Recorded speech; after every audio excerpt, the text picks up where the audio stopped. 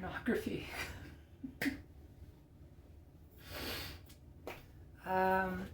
Pornography and the LGBTQ2 plus spectrum.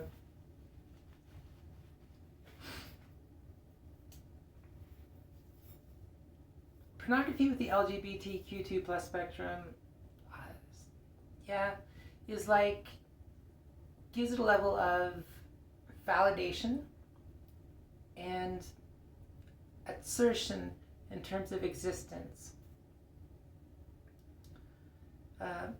Straight, male-dominated sexuality will probably always be the normative, because it seems to be that the vast majority of human beings are straight,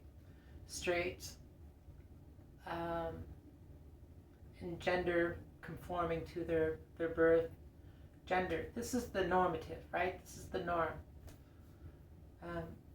And so when somebody who is outside that norm, like me, comes into existence or decides to be themselves or something, right, you will get a large majority of people who will come and attempt to stomp that out. What something like pornography does in that case, whilst it does other things that are not favorable, that are vile, disgusting, etc., a lot of which exists within straight sexuality, or straight pornography, I should say, maybe not straight sexuality, but with straight pornography. Straight male pornography is often very vile in a lot of ways. It exerts our existence. So I was watching a Corey Delano vlog. He runs the Liberum Karate channel. And he was talking about how his first experience, or his first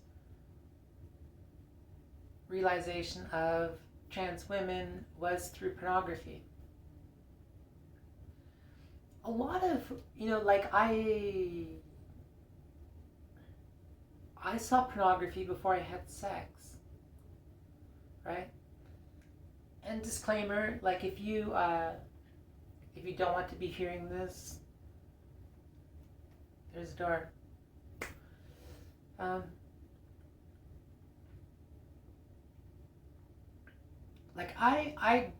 remember my friend,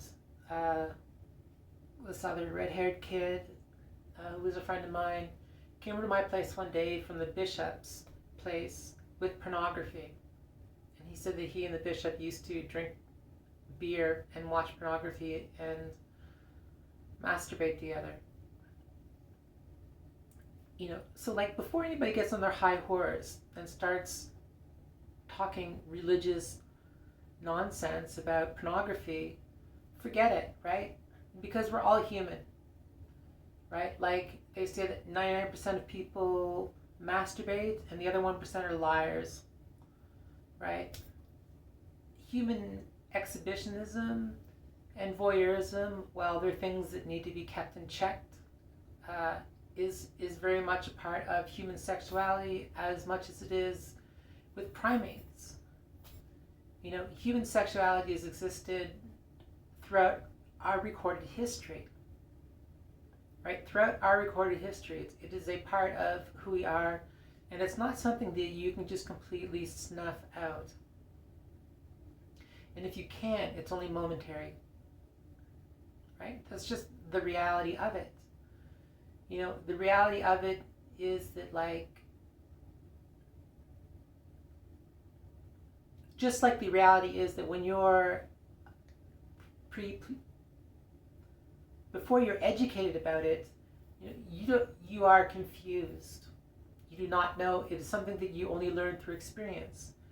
One of the things about pornography is that sometimes it helps people do things like figure out what their sexuality is before they go out and experiment. So, for example, a straight guy, who's basically 100% straight, may be curious about homosexuality,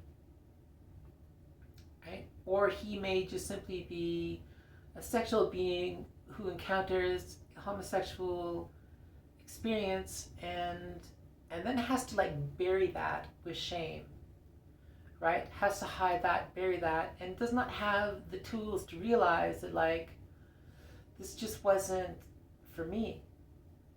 You know, I don't have to feel ashamed of the fact that this was not for me. This was just not for me.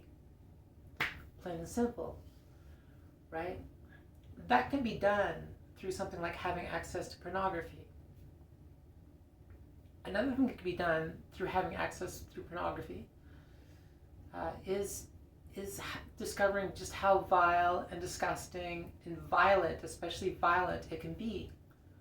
You know, and again, in a double-edged sword way, you know, you can say that something as simple as intercourse in and of itself is violent. It is in and of itself aggressive. I mean, that definitely seems to be a common theme amongst mammalian throughout the entire animal empire, right? The entire animal kingdom. You see it in sharks, in dogs, cats. It's just part of it. I think it's much lesser in relation to us, but still, it exists. Just like we have two eyes, and a lot of mammals have two eyes.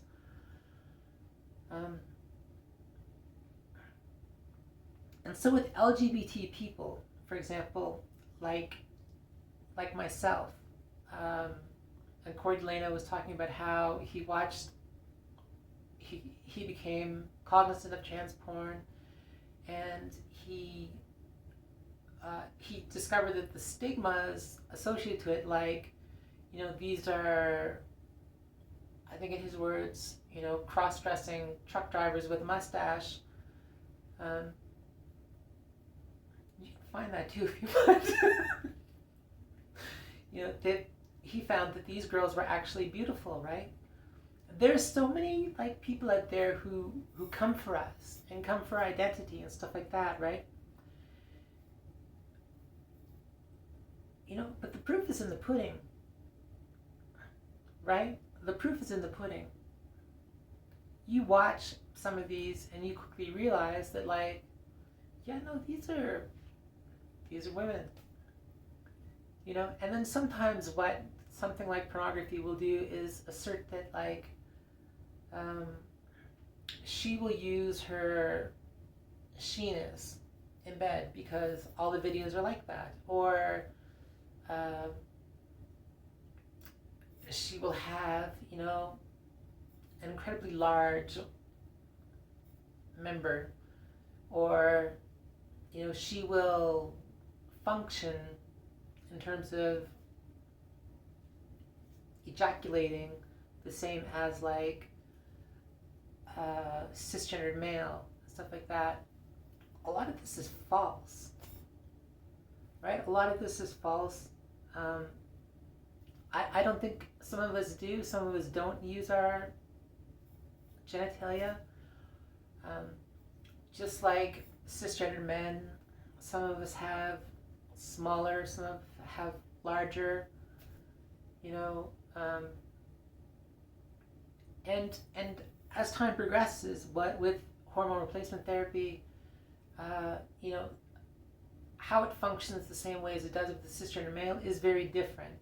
So doing something like maintaining an erection or even having ejaculate is often not the case. And when it is, it's often, it lacks,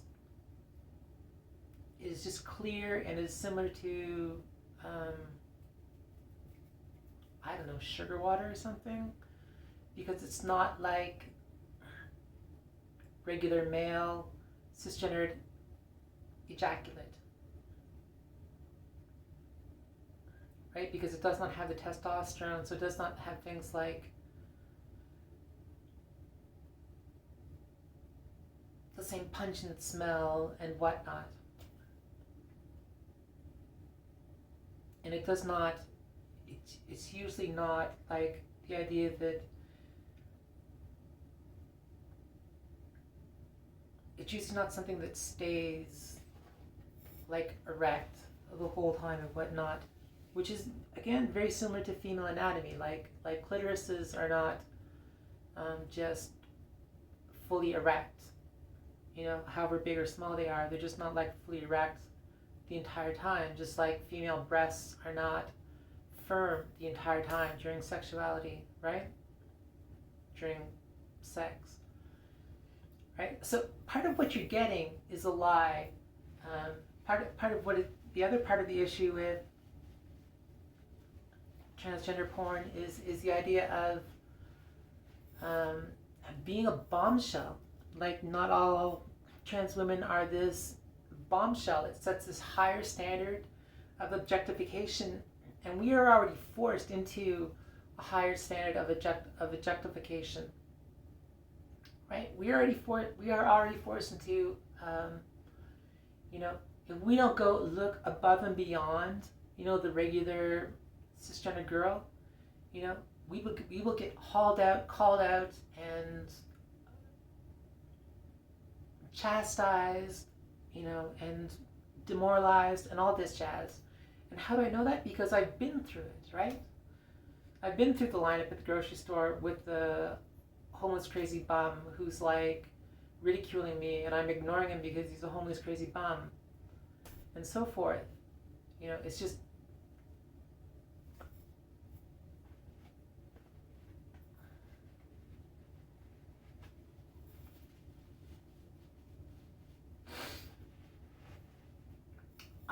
my transition really was not influenced by pornography. It was not influenced by pornography. I was not really into transgender pornography before I transitioned. I looked at it, and it just wasn't my cup of tea a lot of the time. Maybe that certainly makes sense to me now. But it has been, to some degree, a vehicle for me to